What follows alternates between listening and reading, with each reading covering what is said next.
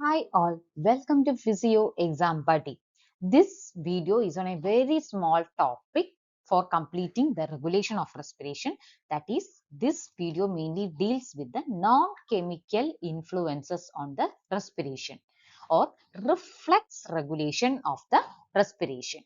So, I have told in the first video of the regulation of respiration that regulation of respiration have to be explained under three headings. The first video was on the neural regulation, second one is the chemical regulation, and this is the last part of the regulation of respiration, that is non-chemical or reflex regulation of respiration.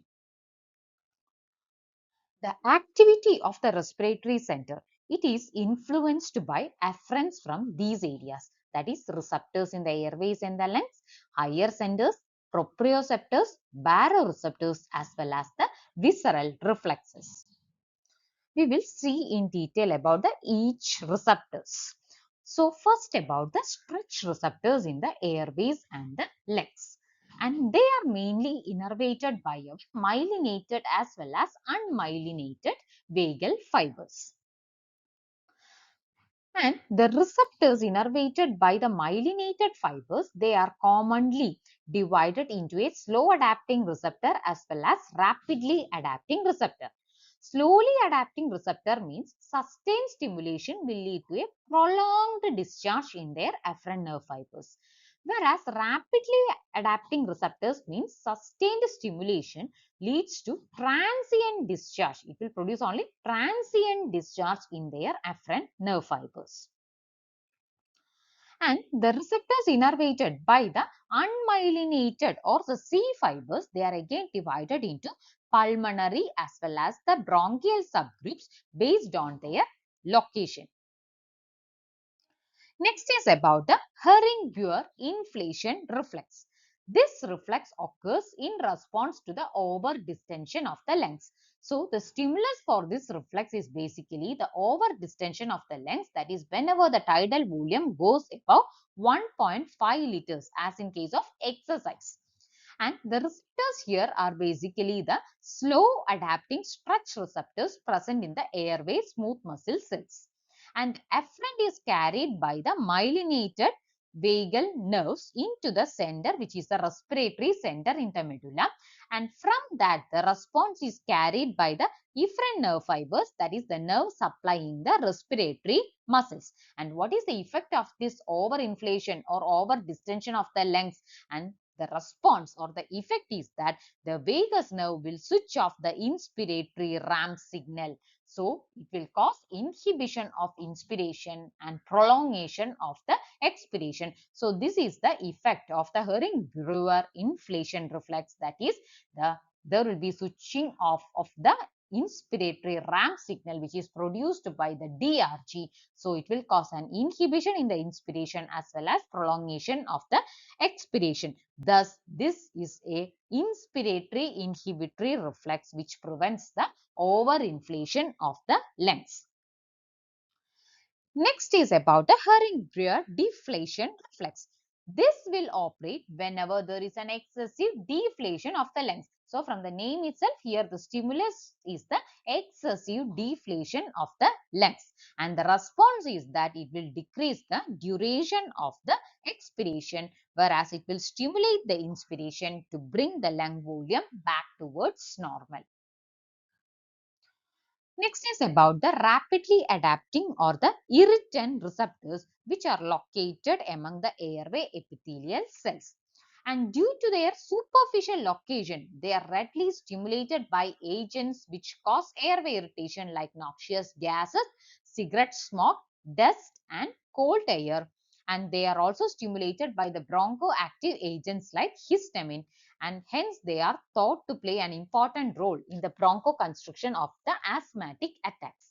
And whenever these receptors are stimulated, the response seen are in the lungs there will be hyperventilation. That is the response we will get in case of lungs. And in the trachea, it will produce cough, bronchoconstriction as well as mucus secretion.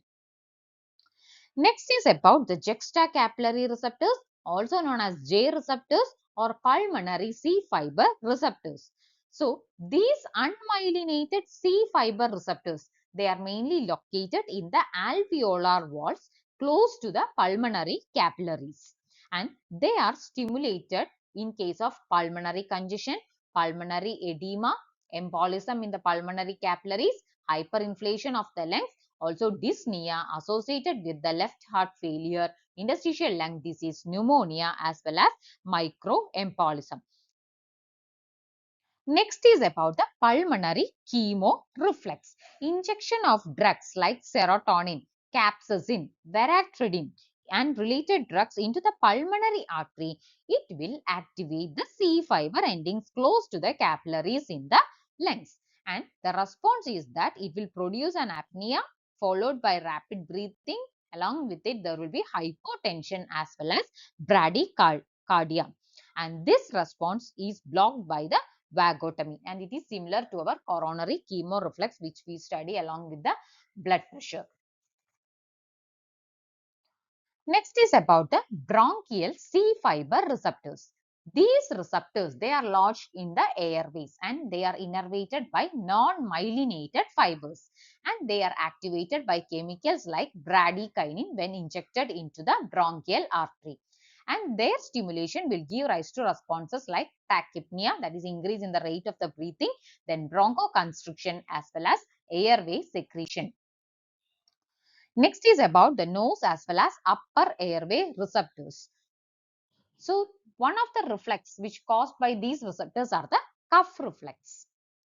Cuff reflex, it is basically a protective reflex which helps to expel the irritants and keep the airways clear.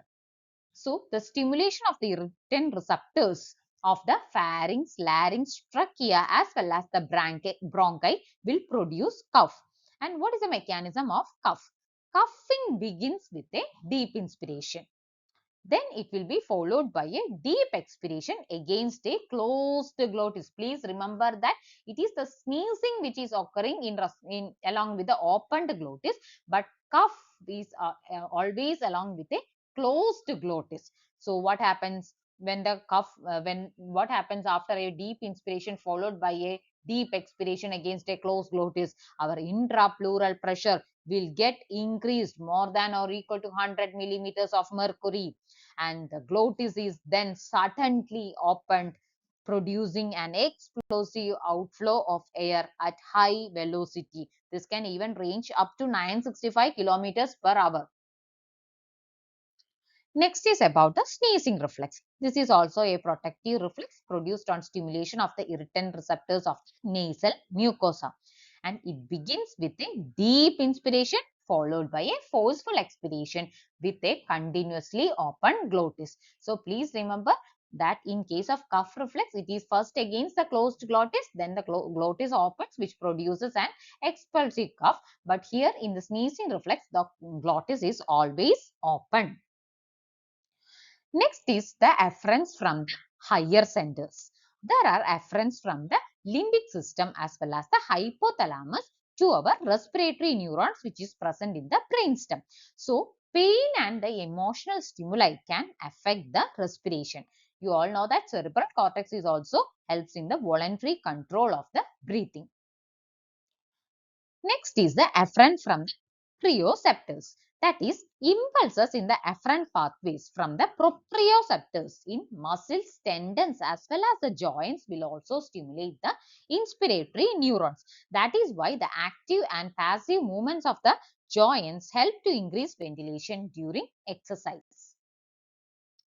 Next is about the afferents from the baroreceptors. You know what? Which are the baroreceptors? It is carotid sinus as well as aortic arch, which mainly helps in the regulation of the blood pressure. So these baroreceptors, the afferent fibers from these baroreceptors also will relay into the respiratory neurons and causes an inhibition of respiration. Next is about visceral reflexes. So in visceral reflexes like swallowing, vomiting, etc., there is a reflex inhibition of respiration and a closure of the glottis to prevent the aspiration of the food or vomitus into the trachea, and it is again basically a protective reflex. So that is about the regulation of respiration. So please remember, you have to explain the regulation of respiration under 3 headings, that is neural regulation of respiration, chemical regulation of respiration, and non-chemical influences or reflex regulation of respiration. So I have actually posted it in a 3 videos, that is part 1 deals with the neural regulation, part 2 of this video deals with the chemical regulation, and part 3, that is this video, deals with the non-chemical or the reflex regulation of the respiration. Thank you.